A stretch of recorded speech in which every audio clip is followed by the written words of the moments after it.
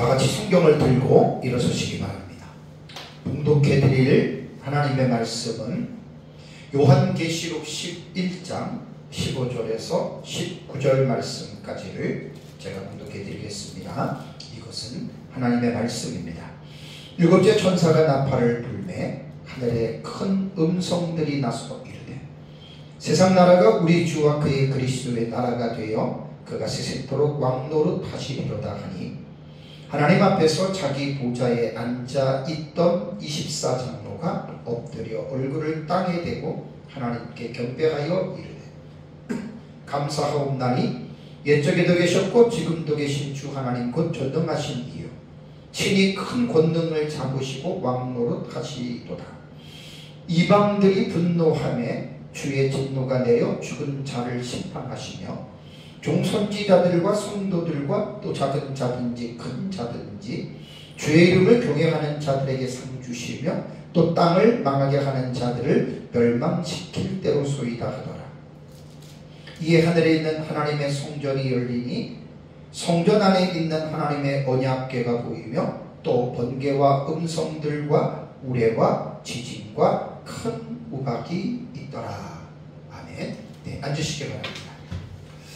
지난주 오전 예배 시간에는 첫째 화인 다섯 번째 나팔인 황충화에 대해서 제가 말씀을 드렸습니다. 황충화는 참 해석하기 어려운 부분이 하나 있는데 황충화는 가해자와 피해자에 대한 이해를 분명하게 해야 된다고 제가 말씀을 드렸죠.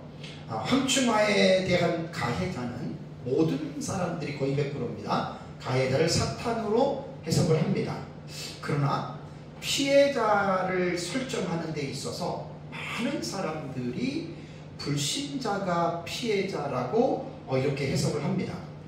제가 지난주에 그 설교 시간에 여러분들에게 말씀을 드린 대로 상식적으로 납득이 안 가는 것이 뭐냐면 사탄이 어떻게 자기의 백성들을 괴롭힐 수 있겠는가. 첫째 왕인 황충화는 사탄에 의하여 주도되는 화거든요. 그래서 예수 그리스도의 재림이 가까워지면서 이제 사탄은 미가엘에 의해서 공중에서 그의 사자들과 함께 쫓겨서 이 세상으로 내려오죠. 그러니까 사탄은 이제 자신이 심판을 받을 때가 매우 가까워졌다라고 하는 것을 사탄이 인식을 합니다. 그것이 12장 12절에 나옵니다. 사탄이 자기 때가 얼마 남지 않는 줄을 알았다라고 하는 말은 예수 그리스도의 재림으로 말미암아 이제 19장에 재림하시죠. 그 다음에 20장에 마귀가 잡혀서 1000년 동안 무적행에 갇히죠. 그걸 알고 있었다는 거예요. 그리고 1000년 왕국이 끝나고 이 사탄이 하나님의 주권에 의해서 풀려나고 곡과 마곡을 미혹하고 그 다음에 이제 예수 그리스도에 의해서 불못을 지옥으로 사탄이 떨어지면서 사탄의 스토리는 끝납니다. 그러니까 사탄이 그걸 알고 있었다는 거예요. 그 자기가 이제 멸망할 날이 얼마 안 남았는데 이 땅에서 부지런히 불신자들을 통해서 하나님을 대적하고 하나님의 교회를 받게 해야 되는데 뭐가 답답해서 사탄이 불신자들을 5개월 동안 그렇게 괴롭히겠습니까?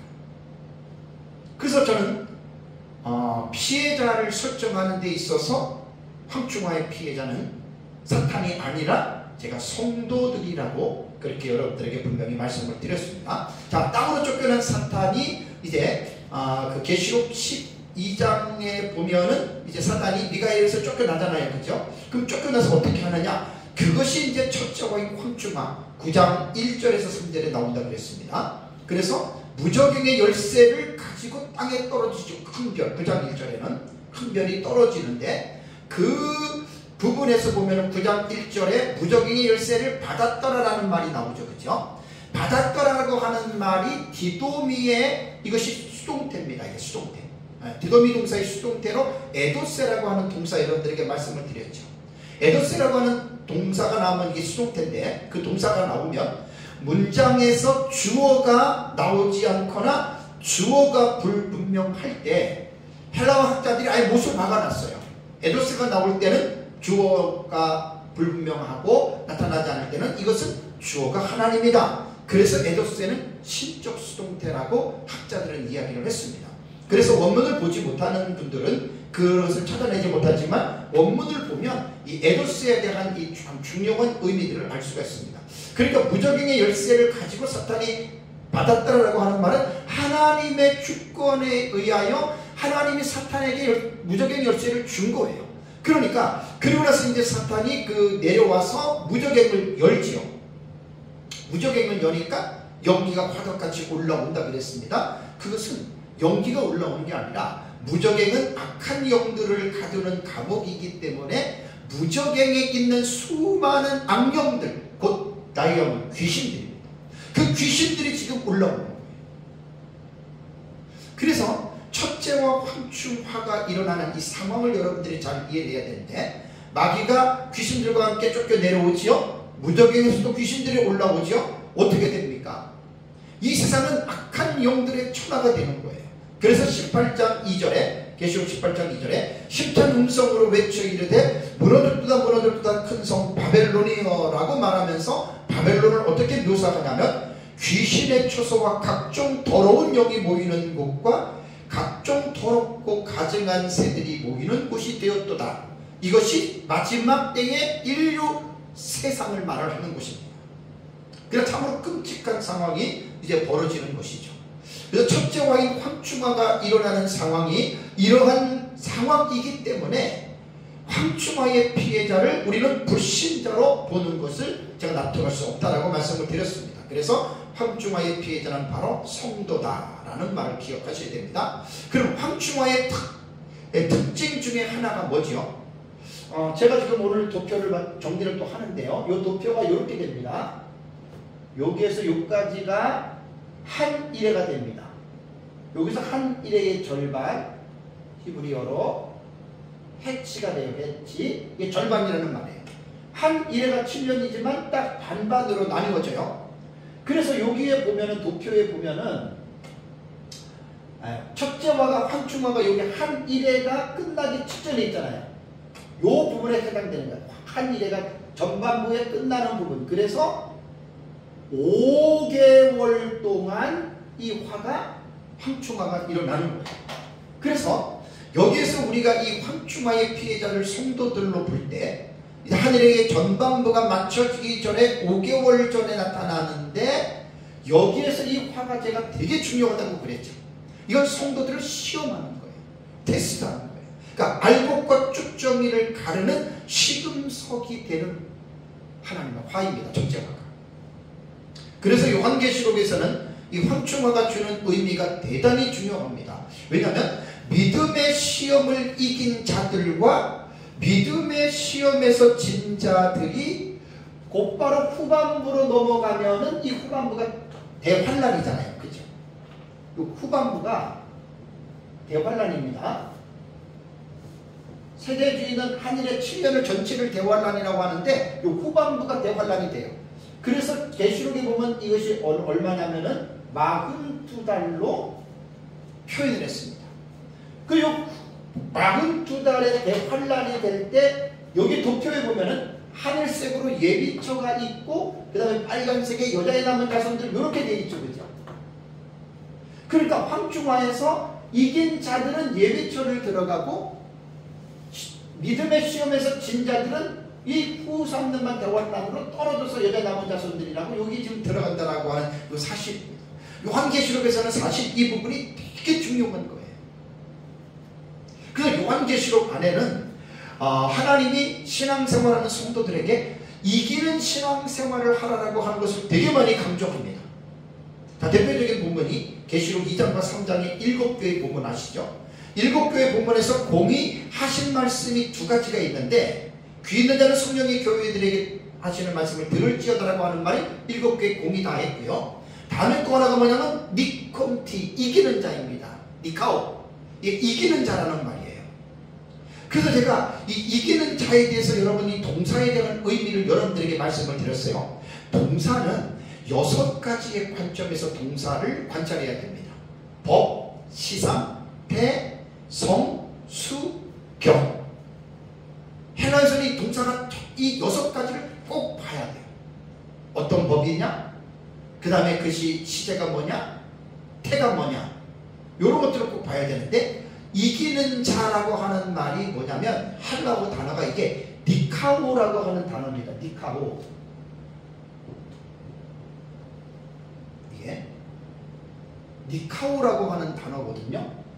요 니카오라고 하는 동사가 이제 이게 분사와 현재와 능동태로 되어 있다 그랬죠.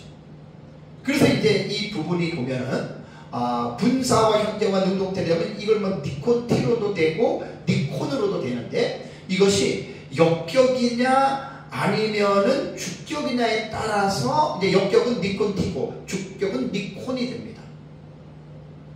그러면 이제 중요한 건 뭐냐면 동사가 다 현재, 분사, 능동태거든요. 그러면은 이 본문이 뭘 우리에게 말을 하냐면, 이 니카오라고 하는 이 동사는 승리하다라고 하는 니케에서 유래가 된 동사예요. 그러니까 이 단어는 실제적이고 혹은 법적 의미에서 은유적 의미나 아니면 전쟁의 싸움터에서 승리하는 그때 이 단어를 사용했다라고 하는 말입니다. 그래서 이 동사는 능가하다, 정복하다 혹은 더 강하다라고 하는 의미로 이 동사는 번역이 됐거든요. 그러면 이 계시록 2장과 3장에 나오는 7교회에서 우리가 현재 분사 능동태로 우리가 읽는다면 어떻게 읽어야 되냐면 늘 항상 이기는 자가 되어야 되는 거예요. 왜냐하면 현재 분사형은 계속적 용법이거든요. 항상 이겨야 된다는 말이에요. 그래서 7교회에 현재 분사형으로 쓴 이 의미는 문법적으로 볼 때는 항상 이겨야 돼요. 그러니까 어느 때든지 간에 과거든 현재든 미래든 간에 그리스도인들은 항상 이겨야 되고, 태가 능동태니까 억지로 이기라는 것이 아닙니다. 억지로 이기라는 것이 아니라 스스로 자원하는 마음으로 내가 신앙생활을 이기는 신앙생활을 해야 되겠다. 이게 7교회에 나타난 이기는 자는 이기는 자는이라고 하는 동사의 가장 정확한 해석법이 됩니다. 사실 예수 그리스도의 재림 직전에 성도들이 신앙생활에 지는 자가 되면 뭐 별 상관은 없어요. 본인이 이제 고통을 받고 또 본인이 하나님 앞에 영광을 돌리지 못한 그 안타까움은 있지만, 그러나 예수님 재림 직전에 한 일의 상황이 되면 여러분 상황이 이때는 다릅니다. 그러니까 요한계시록을 잘 읽어내야 돼요. 왜 그러냐면 요 도표에서 말씀드린 대로 요 예비초로 들어가느냐 아니면은 대관람의 여자의 남은 자손으로 떨어지느냐 이렇게 되기 때문에 예수님 재림 직전에 살아가고 있는 성도들은 꼭 이기는 자가 되어야 됩니다. 그래서 에서보두 사빌라 7교회들에게 꼭 이기는 자는 계속해서 예수 그리스도께서 교회를 향해서 너희들은 이기는 신앙생활을 하라고 말씀하는 거예요. 그러니까 아까 말씀드린 대로 현재 분사형이니까 과거에 초대교회 당시에 요한계시록을 받았던 성도들도 현재 분사형이니까 그때도 이겨야 되는 거예요. 그리고 지금 우리가 살고 있는 이 시대에도 이 니콘이라고 하는 이 단어는 현재 분사형이니까 현재도 우리는 이기는 자가 되어야 돼요. 그리고 이것이 미래의 어떤 상황에 가더라도 이 니콘티라고 하는 이 현재 분사형은 그때도 이기는 자가 되어야 된다는 말입니다. 이것이 요한계시록 7교회에 나타난 니카오 동사를 사용한 주님의 의미라고 하는 것 여러분 꼭 기억해야 됩니다. 자, 높아심에서 하는 말씀을 드립니다. 자, 신앙생활에서 여기서 이제 첫째와 함중할 때 우리가 졌다 그래서 마치 졌다고 지옥 가고 이겼다고 천국 가는 건 절대로 아니에요. 그냥 이것은 구원하고는 상관이 없어요. 여러분, 구원은 예수 그리스도를 믿느냐 믿지 않느냐에 따라서 천국과 지옥이란 말이에요. 신앙생활을 이겼다고 천국 가고 졌다고 지옥 가는 건 절대로 그거 아닙니다. 구원론하고는 상관이 없어요. 다만 예수 그리스도의 재림 직전에 한일의 기간이 오면 대환란 기간 동안에 대환란을 피해서 예비초에서 대환란하고 상관이 없는 주님의 보호를 받으려면 대환란 직전에 있는 5개월 전에 첫째하고 함축하라고 그랬죠. 요 신앙의 시험 테스트입니다. 테스트. 여기서 이겨야 돼요. 그러니까 어느 시대든지 간에 성도들은 어떻게 해요? 항상 이기는 신앙생활을 해야 돼요. 말씀과 성령에 충만해야 돼요. 교회는 이걸 가르쳐야 돼요. 항상 이기는 자. 그리고 오후 예배 때 제가 지난주에 둘째 화가 6번째 나팔이죠. 6번째 나팔은 유브라데 전쟁이라고 제가 여러분들에게 말씀을 드렸습니다. 근데 이 전쟁은 상상을 초월하는 전대미문의 전쟁입니다. 왜? 그 전쟁의 결과로 인류의 3분의 1이 죽임을 당하는 전쟁이기 때문입니다. 그런데 유브라데 전쟁은 계시록 7장 1절과 연관성이 있다고 그랬죠. 계시록 7장 1절을 보면은 내 천사가 땅 내 모퉁이에 선 것을 보고 땅의 사방의 바람을 붙잡아 바람으로 하여금 땅이나 바람에 각종 나무를 불지 못하게 하라. 이걸 어떻게 해석했습니까? 7장 1절에 내 천사는 그 4대 일검을 붙잡고 있는 천사인데 전쟁을 억제한 거예요. 7장 1절에. 그러고 나서 이제 9장에 와가지고 여러분 14절을 보면은 내 천사를 어떻게 하라 그랬습니까? 놓아주라 그랬잖아요. 유브라데 결박한 내 천사를 놓아주라. 그래서 내 천사를 놓아주면서 유브라데 전쟁이 일어나서 세상의 3분의 1이 인구가 여러분 죽게 돼요. 왜 그러면 7장 1절에 사실 어떻게 보면 이 한일화가 시작되는 이때란 말이에요. 7장 1절은 한일화가 시작되는 이 시점입니다. 요게 지금 7장 1절에 14만 4천의 인을 치는 것이 여기인데 여기서 이제 하나님의 마지막 시대의 사명자들인 두 증인들이 1260일 동안 사역을 하죠. 1260일.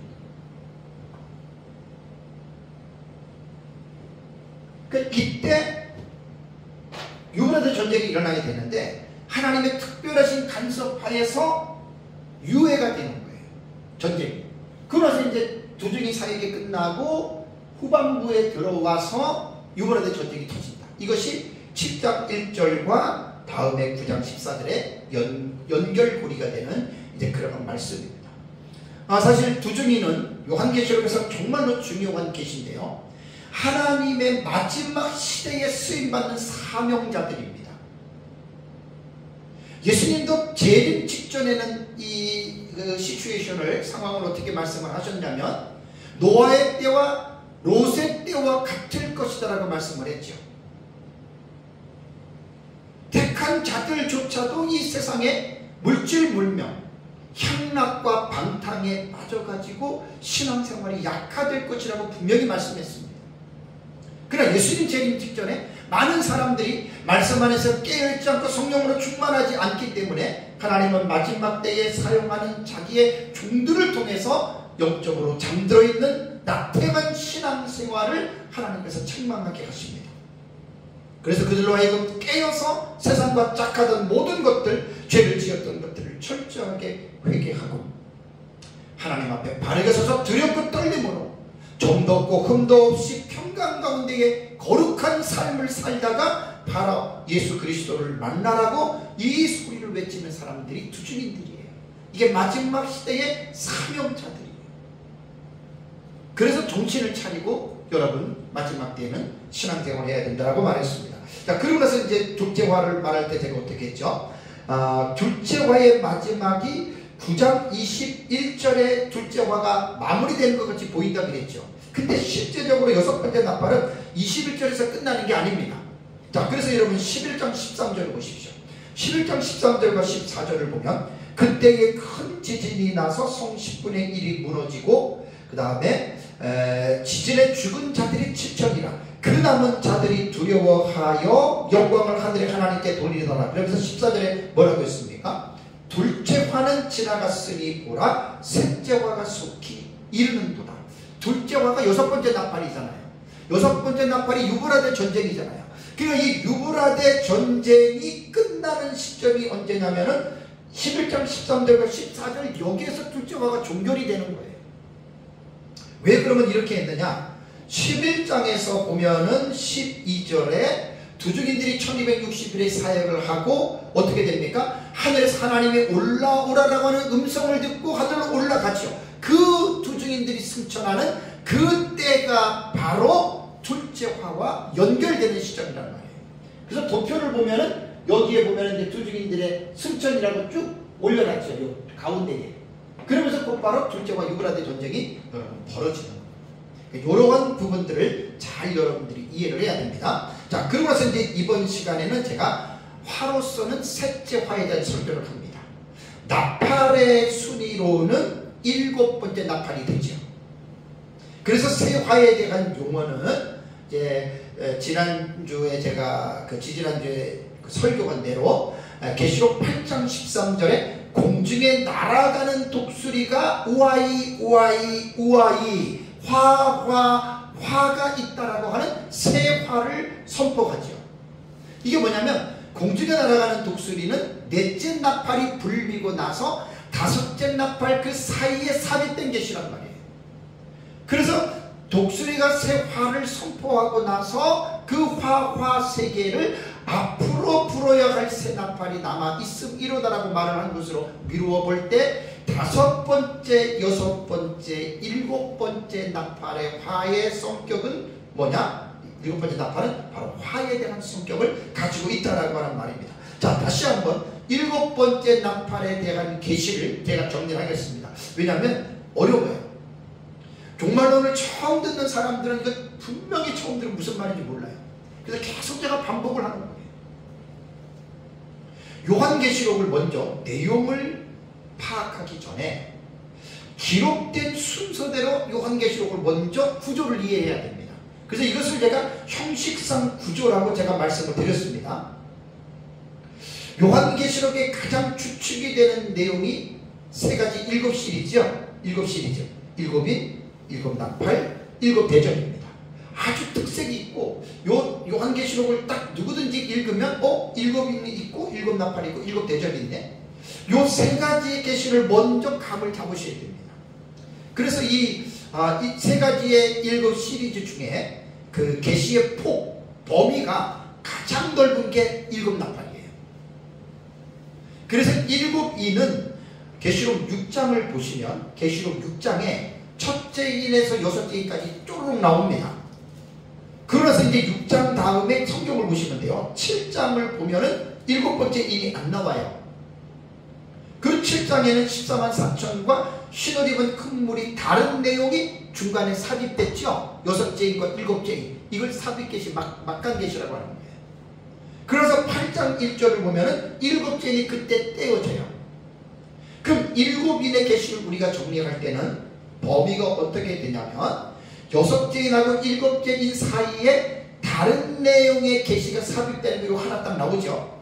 그 다음에 이제 이번 주부터 제가 설교할 일곱 대접은 16장을 보시면 그냥 16장에 첫째 대접부터 여섯째 대접까지 중간에 다른 삽입이 하나도 안 돼요.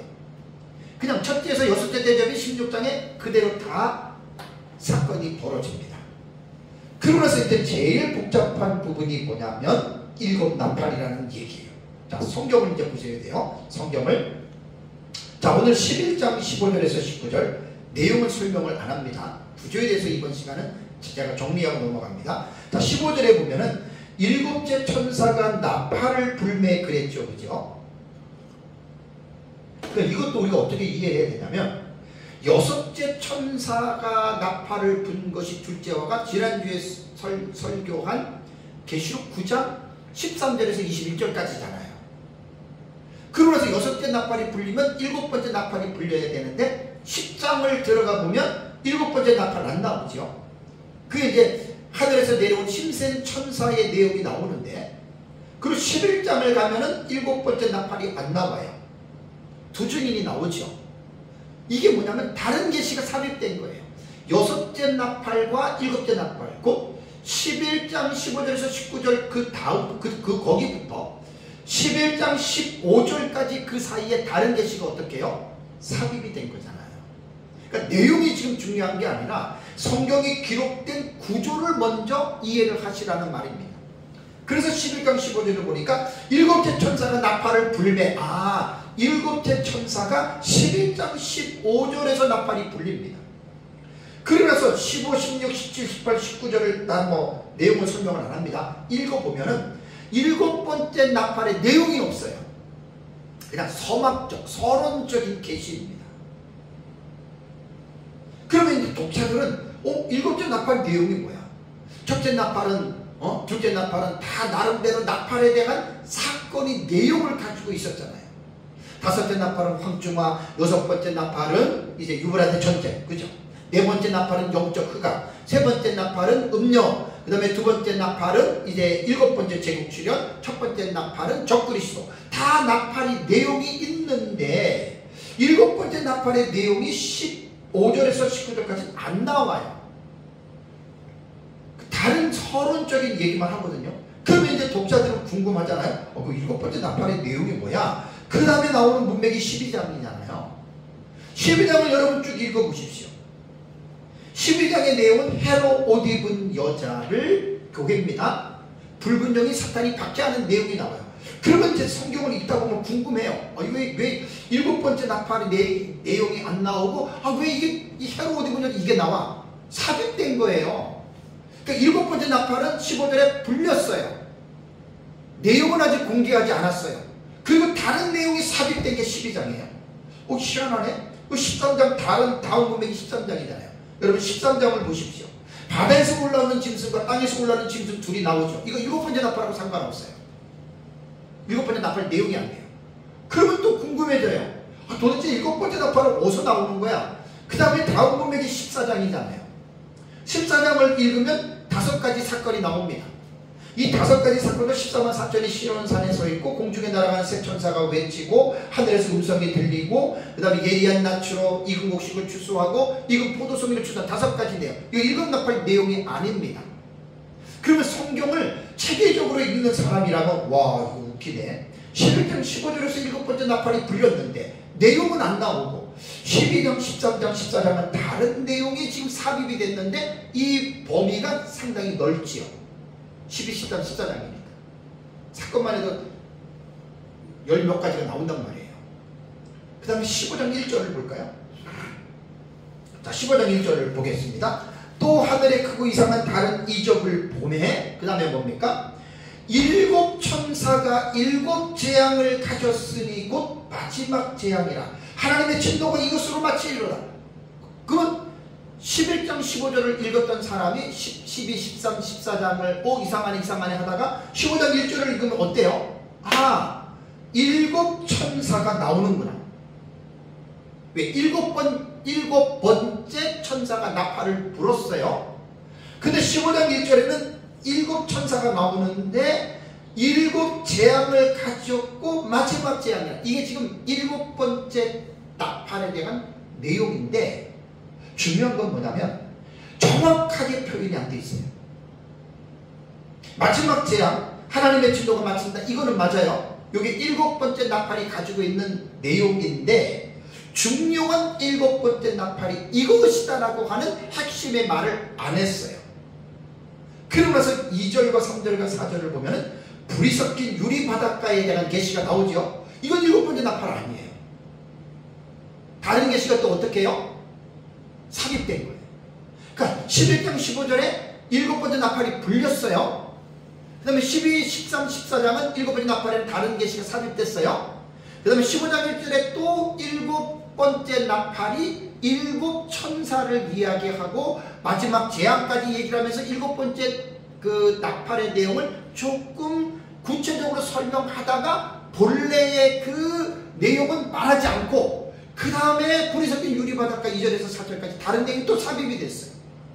지금 일곱 번째 나팔을 제가 내용을 말하는 게 아니라 그 계시록을 읽으면서 기록된 순서대로 보는 구조가 가장 프레임이 넓다는 거예요. 그러고 나서 여러분들이 5절, 6절, 7절에 보면은 7절을 보십시오. 5, 6, 7, 8절은 한 문맥인데 7절을 보면 대생물 중에 하나가 영원토록 살아계신 하나님의 진노를 가득히 담은 어떻게 해요? 금대접 어떻게? 일곱을 그 일곱 천사들에게 주니 그랬죠.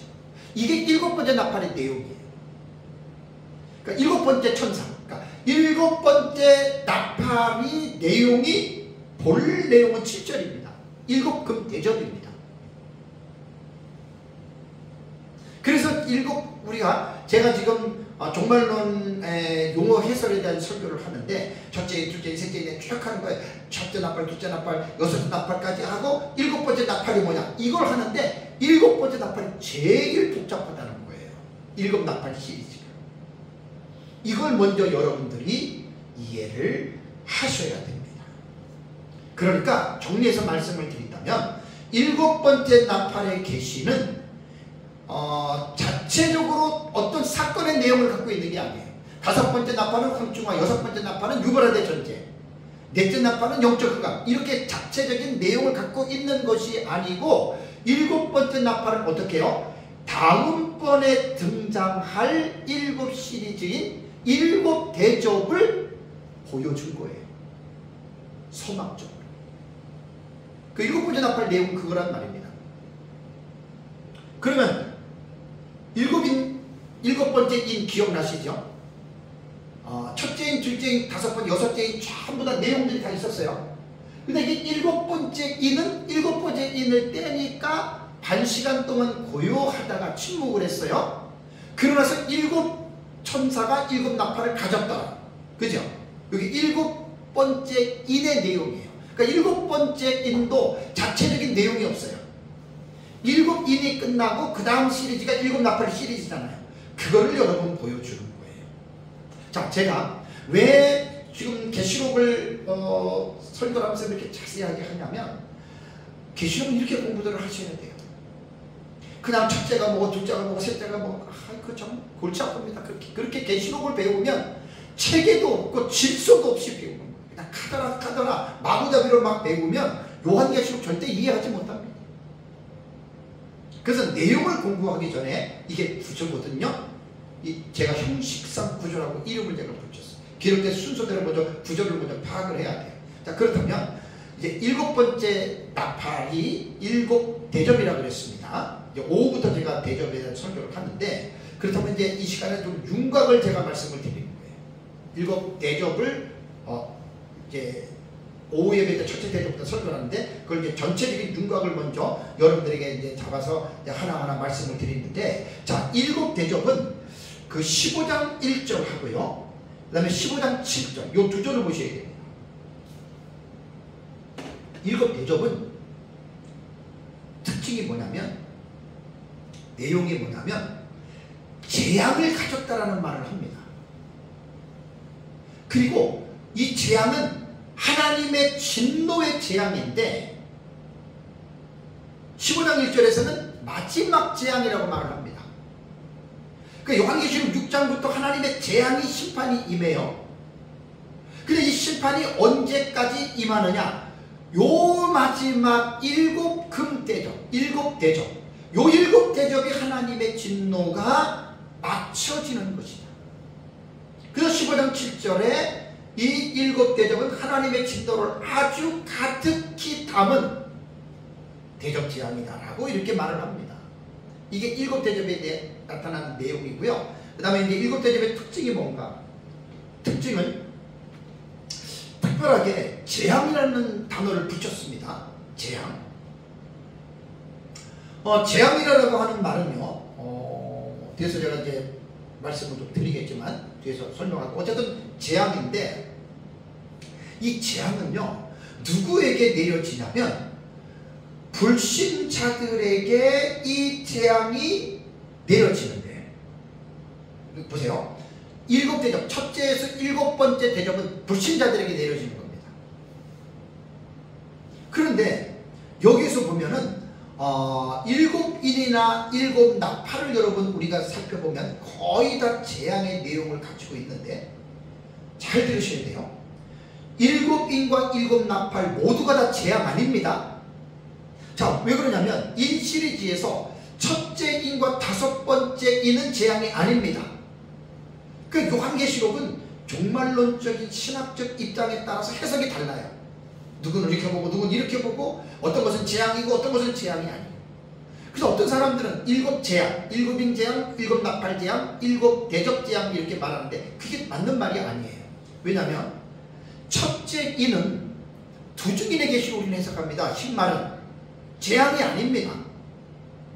하나님이 마지막 때에 하나님의 마지막 시대 사명자들을 보내서 영적으로 잠자는 하나님의 자녀들을 깨우는 게 이게 무슨 재앙입니까? 그 첫째 인은 재앙으로 해석하는 게 아니에요. 그 다음에 다섯 번째 인도 순교자들의 환상, 그 재앙 아닙니다. 그래서 일곱인 재앙, 그 틀린 말입니다. 그 다음에 나팔 시리즈에서도 이 첫째 화인 다섯 번째 나팔, 지난주 제가 설교했던 거 황충화, 이거 재앙 아닙니다. 물론 성도들에게 내려지는 화, 재앙으로 볼 수가 있지만 이거는 불신자들에게 주어진 게 아니라는 말이에요. 그래서 일곱인과 일곱 나팔 전체를 불신자들에게 내려지는 심판 재앙이라고 말하면 안 된다는 말입니다. 자, 여기에 비해서 일곱 대접은 전체가 다 하나님의 진노를 가득히 담고 있는 재앙의 성격을 가지고 있다라고 하는 거, 이거 불신자들에게 주어질 것입니다. 자, 그래서 일곱 대접 사건을 재앙으로 묘사한 단어를 보면 재앙이라고 하는 말이 플레게라고 하는 이 명사거든요. 이 플레게는 고전 헬라어에서 이 플레게는 어떻게 썼냐면 요게 이제 그 플레소에서 유래가 됐다 그래요. 플레소는 뭐냐면 때리다 치다라는 말입니다. 그래서 이 단어를 플레소는 강타하다, 그래서 재난이라고 번역이 되고, 또 하나는 이 플레소는요 상처의 의미로도 번역이 된 단어입니다. 상처로도 번역이 돼요. 그래서 고전의 문헌에서 비극적인 그 문헌들을 볼 때 신이 보낸 불은 혹은 재앙을 의미할 때 이 플레소라고 하는 단어를 사용을 했다고 합니다. 자, 요한계시록에서 사용된 이 플레게는, 재앙은 하나님으로부터 주어지는 재앙을 나타나는데 이 단어를 사용했습니다. 계시록 15장 1절, 그 다음에 8절, 그 다음에 계시록 16장 9절, 16장 21절, 18장 4절, 18장 8절, 21장 9절, 22장 18절에 이 플레게라고 하는 단어가 하나님이 이 땅에 내리시는 재앙으로 이 단어가 사용이 되어졌습니다. 그래서 일곱 대접 시리즈는 하나님의 진노를 가득히 담고 있는, 그리고 그 재앙이 마지막 재앙으로서 일곱 대접이 쏟아지면 하나님의 진노가 이 땅에서 맞춰진다. 이렇게 여러분 우리는 이해를 해야 됩니다. 요한계시록은요 6장부터가 어려워요. 1장부터 5장까지는 별로 안 어려워요. 20장, 21장, 22장도 별로 어렵지 않아요. 이만큼 읽으면 어느 정도 그냥 감은 잡을 수가 있는 내용들이에요. 근데 요한계시록은 6장부터가 어려워요. 첫째, 둘째, 셋째, 6장에 여섯째 쭉 떨어지잖아요. 그리고 이것이 19장까지 내용이에요. 물론 중간중간에 우리가 어느 정도 이해할 수 있는 내용은 있지만 이게요 묵시적인 언어, 상징적인 언어로 기록을 했기 때문에 참 요한계시록은 정말 이게 혼란스러울 수밖에 없는 거예요. 기록한 방식부터가 문학적인 장르로 볼 때 묵시적인 장르로 기록을 했어요. 요한계시록은 묵시문학은 아닙니다. 묵시적인 양식을 가지고 기록한 것은 맞지만 그렇다고 요한계시록이 묵시문학이다 말을 하면 안 돼요. 왜냐하면 묵시문학은 저자가 미상이어야 되고 묵시문학은 하나님의 특별 계시가 아닙니다. 그러나 요한계시록은 요한이 기록했고 요한계시록은 하나님의 성령의 영감으로 기록된 하나님의 계시잖아요. 그래서 묵시적인 양식으로 기록했지만 요한계시록을 묵시문학으로 분류하는 것은 이건 무식한 사람들입니다. 묵시문학이라고 부르면 안 돼요. 그래서 요한계시록 6장부터 19장이 가장 어려운데 이 요한계시록을 여러분 읽다 보면 요한이 보고 들은 사실들을 1장부터 기술해 놓은 거예요. 에이돈, 내가 보았다. 에쿠사, 내가 들었다. 그래서 제 책을 보면은 한 장에다가 전체를 제가 정리를 해놨는데 요한이 보았던 에이돈, 내가 보았던 것이 에이돈이라고 하는 동사는 안 나와도 제가 1장부터 쭉 읽어가면서 이것은 보았다라고 한 것이 67번 나와요.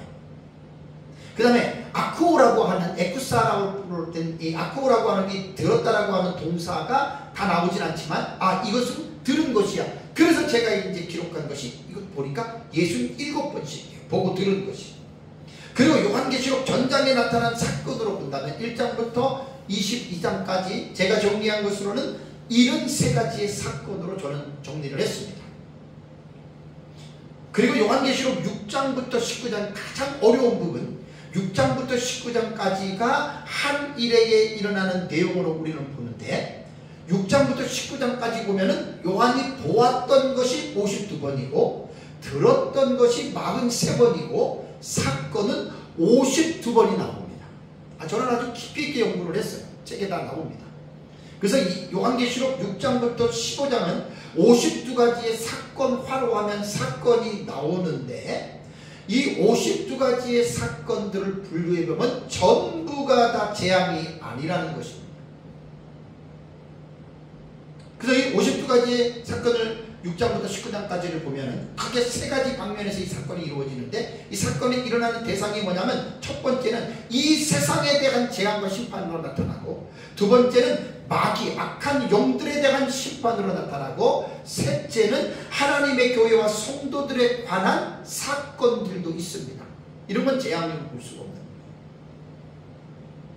그래서 이제 7 대적 재앙은 다른 것과는 다르게 전부가 다 하나님의 진노의 재앙으로서 마지막에 주어지는 재앙이고 이 재앙이 결국은 어떻게 되냐면 불신자들에게도 떨어집니다. 물론 이제 이 재앙에 받는 상황과 환경 속에서 성도들도 일부 여기에서 이제 어쩔 수 없이 당할 수밖에 없는 예를 들어 비가 내리면 불신자들에게만 내리는 게 아니라 성도들에게도 비를 맞잖아요. 뭐 그런 식으로 이제 재앙 속에 이제 들어가는 사람들도 있다라고 하는 말입니다.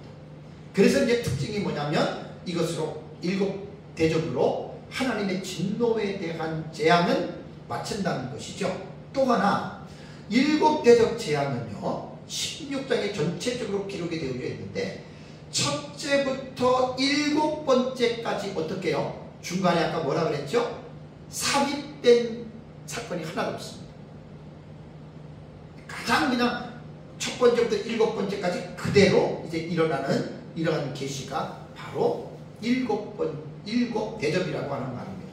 그렇다면 이제 이 7 대접 재앙은 언제 일어나느냐 보세요.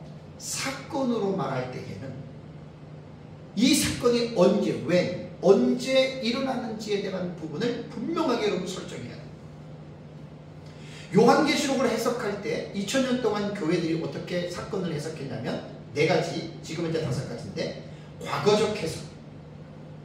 요한계시록에 기록된 사건은 과거에 이미 이루어졌어. 이렇게 해석하는 무리들이 있어요. 그 다음에 역사주의 해석이 있다고 그랬죠. 역사주의는 뭐냐면 초림부터 재림까지라고 하는 그 신약 전반에 걸쳐서 특별히 역사주의로 해석하는 사람들의 특징이 뭐냐면 유럽의 역사에 대한 타임테이블을 유럽의 역사를 갖다가 딱 대입을 시킵니다. 그래서 역사주의는 유럽의 역사 가운데에 어느 때에 어느 시점에 이 사건이 일어났다. 그게 역사주의 해석법이에요.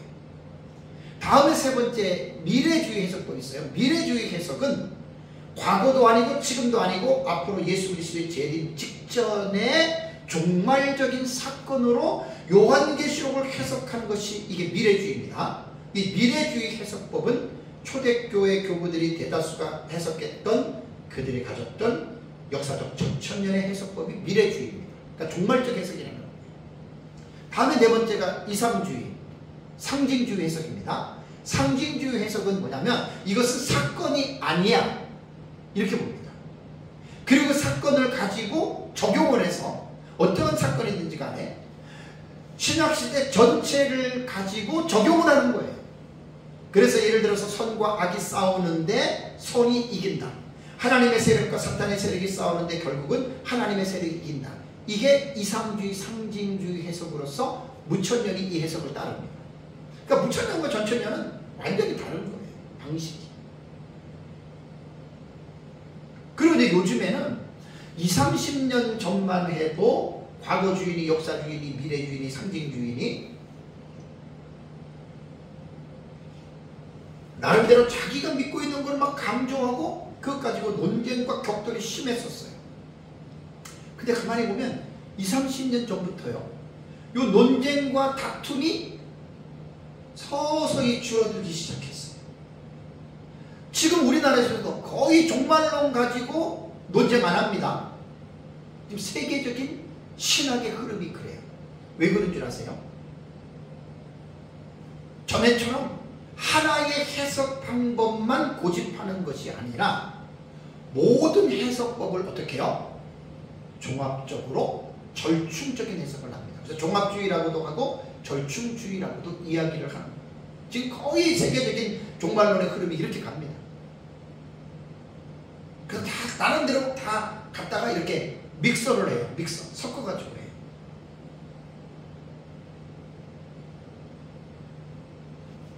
최근에 제가 요한을 읽다라고 하는 마빈 페트인가요? 요한을 읽다라고 쓴 그 저자가 있어요. 그 책을 제가 이제 22년도에 나온 책인데 몇 달 전에 구입을 해가지고 요한계시록을 쭉 살펴보니까 이분은 과거주의 해석이에요.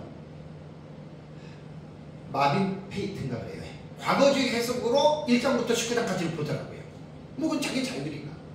그리고 20장을 들어와가지고는 이 마빈 페이트가 뭐라고 얘기를 하냐면 나는 20장부터는 천년왕국은 역사적 전천년주의가 보는 것이 맞다고 생각한다. 그래서 그분은 또 20장 이후를 역사적 전천년으로 미래주의로 해석을 하는 거예요. 거의 대부분 이렇습니다. 제가 가지고 있는 주석들을 보면 그레고리 빌도 뭐 그렇고 무천년주의자거든요. 그 다음에 이제 전천년주의자에서 그레드 오스본이라든가 로버트 마우스라든가 레드라든가 뭐 한국에는 박윤선 박사님이라든가 다 이런 분들이요 다 이렇게 종합주의로들 보시는 분들이들. 그래서 저는 종합주의를 저는 개인적으로는 저는 그것을 동의하지 않습니다. 나는 미래주의로 저는 보고요. 그렇다고 해서 뭐 그것 가지고 제가 논쟁하거나 싸우고 싶은 마음은 전혀 없어요. 왜 지금은 이미 거의 종합주의 절충주의로 갔기 때문에 어느 하나만 가지고는 이제 고집하거나 주장하지 않습니다. 저는 이제 역사적 전천년주의의 미래주의 종말적인 사건으로 저는 해석하는 사람이기 때문에 일곱 대적 재앙이 일어나는 시기가 언제인가? 자, 도표를 보시면 여기가 지금 이제 하늘의 절반에서 후반부에 해당이 되잖아요. 후반부에 해당이 되는 것을 일곱 대적은 요 끝에다가 쫙 붙여놨죠. 그래 예수님의 재림이 여기라면 재림 직전에 첫째 대접에서 여섯째 대접까지가 이게 재림 직전에 일어나는 건데 한꺼번에 쫙 쏟아지는 건 아니에요. 제가 볼 때는 아주 짧은 기간, 짧은 텀을 두고 첫째 대접 쏟아지고 조금 쉬었다가 둘째, 셋째 대접 이렇게 되는데 여섯 번째 대접에 예수님 재림하는 거예요. 여섯 번째 대접을 쏟을 때에 예수님께서 재림하시는 거예요. 이 대접장이 나오는 거예요. 그리고 예수님 재림하고 재림할 때에 두 가지 극단적인 양극단의 사건이 나타난다 그랬죠. 성도들이 휴거돼요, 공중으로. 그리고 곧바로 일곱 번째 대접이 이 세상 심판이라는 말이에요. 일곱 번째 대접. 요 시기만 이해하시면 됩니다. 자세한 거는 제가 이제 오후부터 각 대접에 대해서 자세한 것은 제가 이제 말씀을 드리는 걸로 하겠습니다. 자, 그렇다면 이제 대접 재앙이 어떤 내용일까? 이제 지금은 대접 재앙 들어가기 전에 이제 윤곽을 제가 말씀을 드리는 거기 때문에 여러분들은 이제 계시록 16장을 보시면 됩니다. 자, 첫째 대접은 2절에 나오죠. 첫째 대접을 땅에 쏟음에, 이 땅이란 말이에요. 이 세상이란 말이에요. 땅에 쏟음에 어떻게 됩니까? 짐승의 표를 받은 사람들과 그 우상에게 경배하는 자들에게 악하고 독한 종기가 나는 재앙입니다. 요거 이제 오후 예배 첫째 대접 설교를 해요. 그때 자세하게 제가 여러분들에게 설교를 하도록 하겠습니다. 자, 다음에 이제 둘째 대접은 3절에 나오죠. 그죠? 3절을 보면 둘째 대접을 둘째 천사가 그 대접을 바다에다 쏟습니다. 이 세상은 세상인데 첫째는 땅이고 둘째 대접은 어디죠? 바다입니다. 자, 바다에다가 대접을 쏟으니까 어떤 현상이 나타나냐면 바다가 곧 죽은 자의 피같이 되니 바다 가운데의 모든 생물이 죽더라. 그 다음 주에 설교하는 거예요. 문자적으로 여러분이 해석을 하는데 이 부분도 죽은 자의 피가 됐더라고 하는 말은 완전히 바다의 모든 물이 죽은 자의 피 끈적끈적해진다는 거예요. 문자적 의미 말씀을 드리는 거예요. 다음에 셋째 대접은 뭐냐? 4절에서 7절까지 나옵니다. 자, 셋째 천사가 그 대접을 강과 물 근원에 쏟음에 뭐가 됩니까? 피가 되더라 그랬죠. 자, 첫째는 땅, 둘째 대접은 바다, 셋째 대접은 강과 물 근원입니다. 나팔도 이제 그렇게 나오죠. 땅, 그 다음에 바다, 뭐 물샘, 근원, 그 다음에 해달별 이렇게 나오잖아요. 예, 그거는 똑같은데 이제 해석들이 예, 상징의 해석은 똑같다고 해서 똑같이 보는 게 아닙니다. 다릅니다. 자세한 거는 제가 이제 하나하나의 사건을 이야기할 때 그때 여러분들에게 말씀을 드리겠습니다. 자, 그래서 셋째 대접을 쏟을 때에는 물과 물 근원이 피가 됐다. 나팔계시와 거의 비슷한 그런 구조입니다. 그러나서 이제 넷째 천사는 8절에서 9절에 나오죠. 8절에서 9절을 보니까 넷째 천사가 그 대접을 해에 쏟음에, 태양에 쏟습니다. 태양에 쏟음에 해가 권세를 받아 불로 사람들을 태웠다.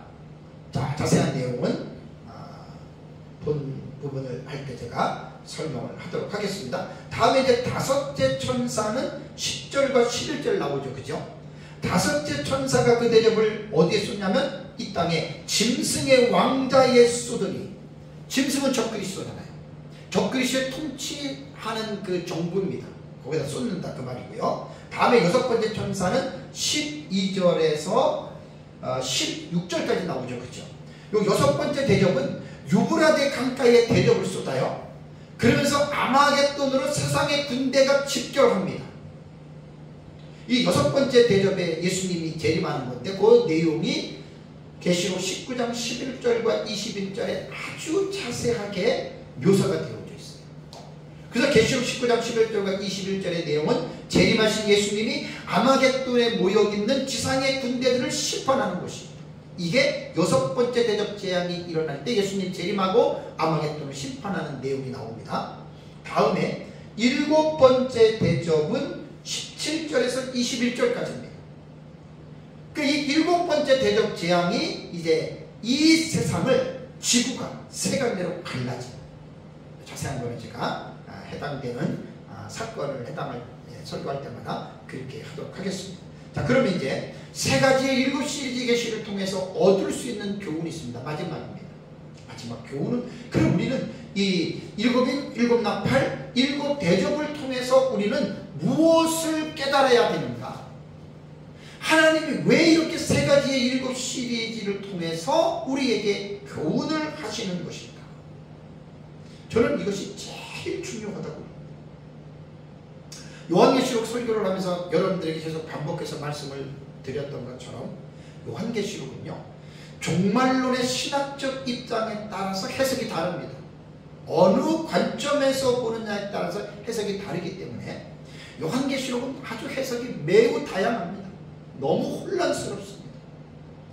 각자가 보는 신학적 입장을 가지고 요한계시록을 보고 있는데, 저는 제가 보고 있는 입장을 아주 분명하게 저는 표현합니다. 저는 마구잡이로 배운 사람이 아닙니다.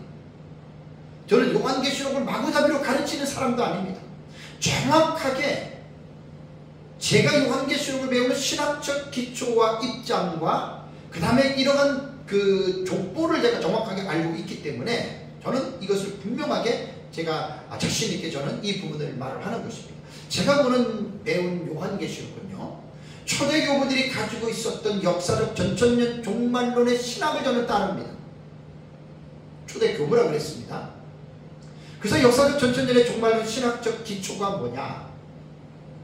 다니엘서 9장 24절과 27절에 기록된 71회의 계시에 우리는 신학적 기초를 여기다가 두고 있는 거예요. 그래서 71회를 해석하다 보면 나머지 한 일회가 남아요. 그래서 69일회와 나머지 한 일회를 연속적으로 보는 해석법이 있고, 간격갭 시오리라고 간격으로 보는 해석법이 있는데, 저는 간격적인 해석을 따릅니다. 제 책에 다 나와 있습니다. 그래서 요한계시록 다니엘서 9장의 71회의 계시에서 간격 이론을 첫 번째로 해석한 최초의 신학자가 누군 줄 아십니까? 세대주의 아닙니다. 다비도 아닙니다. 제가 영어를 잘하는 분한테 작년에가 부탁을 했을 때 내가 나중에 확인합니다. 우리 네이버에서 무엇이든지 물어보세요 딱 치면 난 나오죠. 그죠? 영어 사이트에서 한일의 해석법을 처음으로 해석한 신학자가 누구냐라고 영어로 치면 히폴리투스라고 하는 사람이 나온다고 합니다. 나중에 제가 책에 그 부분을 정확하게 사이트를 제가 인용을 하려고 해요. 그래서 71회에서 나머지 한 1회를 요한계시록과 연결해서 해석하는 최초의 신학자는 세대주의가 아닙니다. 히폴리투스입니다. 히폴리투스의 스승이 누구냐? 이레네우스입니다. 그러니까 이레네우스도 이 한일의 해석법을 한 시조라고 저는 봐요. 이레네우스의 스승이 누굽니까? 폴리갑입니다. 폴리갑의 스승은 사도 요한입니다. 그러니까 요한계시록을 쓴 사도 요한의 제자가 폴리갑이고 폴리갑의 제자가 이레네우스고 이레네우스의 제자가 히폴리투스니까 완전히 나는 역사적 전천년이야말로 사도 요한이 보았다. 나는 이 신학을 가장 올바르게 물려받았던 자로 저는 개인적으로 분명하게 저는 그렇게 믿고 있습니다. 그래서 세 가지 7 시리즈의 전개를 보면은 이건 사실 되게 이해하기가 힘들어요. 한두 번 들어가도 절대로 몰라요. 그래서 요한계시록 6장부터 19장까지가 여기 딱 기록됐잖아요. 52가지 사건. 여기서 이제 전반부, 후반부에 일어나는 사건으로 인에 대한 7인 제가 설교할 때 그때 이제 들어도 대부분 모릅니다. 다시 한번 정리를 해드리면 6째 인까지 첫째 인, 둘째 인, 셋째, 넷째, 다섯째, 6째 인까지 하나님이 보여주신 의도는 뭐냐면 한 일회를 하나님이 6개 인으로 순환, 사이클이라고 해요. 원 사이클이에요. 첫째에서 6째 인까지 한 일회에 대한 사건을 중요한 사건들을 하나님께서 곳곳에 이렇게 보여주셨다고 저는 봅니다. 그렇다면 첫째에서 6째 인까지가 한 일회에 전체적으로 일어나는 것이 아니야. 내용이 많잖아요. 그러고 나서 이제 7번째 인으로 7나팔을 보여주잖아요. 그래서 제가 이 부분을 7번째 인을 한 일회를 재순환, 2번째로 순환하는 거라고 말했죠. 그러니까 운동장에 제가 비유를 들었잖아요. 운동장을 한 바퀴 돌았습니다. 자, 첫째 인으로 말하면 첫째 인에서 6째 인까지 한 바퀴 한 일회를 본 거예요. 근데 한 일회를 돌면서 자세하게 못 봤어요. 그러면서 이제 2바퀴째를 도는 것이 7째 인 7나팔로 7대접까지 쫙 하나님이 보여주신다. 저는 쉽게 예를 들어서 여러분들에게 말씀을 드렸습니다. 그러니까 요한계시록은 이 한일에 대한 계시를 2번의 사이클, 2번의 순환을 통해서 하나님은 보여줬고 3가지 7 시리즈가 21가지 사건이잖아요. 근데 6장부터 19장까지가 21가지인데 52가지니까 어떻게 해요? 31가지 사건이 남았잖아요. 그 사건들이 중간중간에 들어가는 삽입된 막간계시라고 말합니다. 사랑하는 성도 여러분, 요한계시록은 장차될 일들의 계시를 예언적으로 기록했다고 하는 것을 분명하게 믿어야 됩니다. 이게 역사적 전천년의 종말론의 정체성이에요. 많은 역사적 전천년주의자들이 이러한 종말적인 사건으로 보지 않고 무천년과 같이 신약시대 전체로 해석하는 사람들이 너무나 많습니다. 역사적 전천년 신학자들.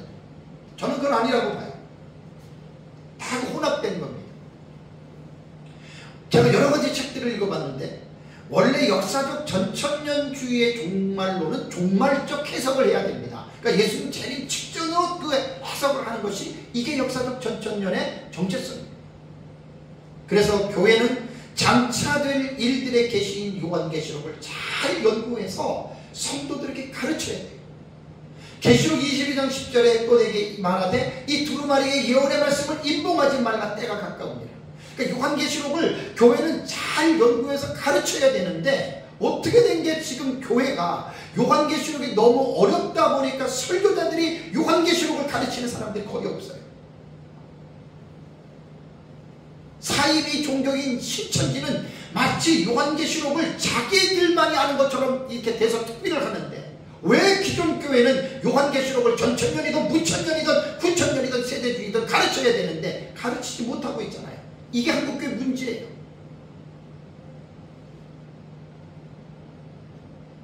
정말 저는 이것만 생각하면 막 가슴에서 불이 나옵니다. 안타까워서.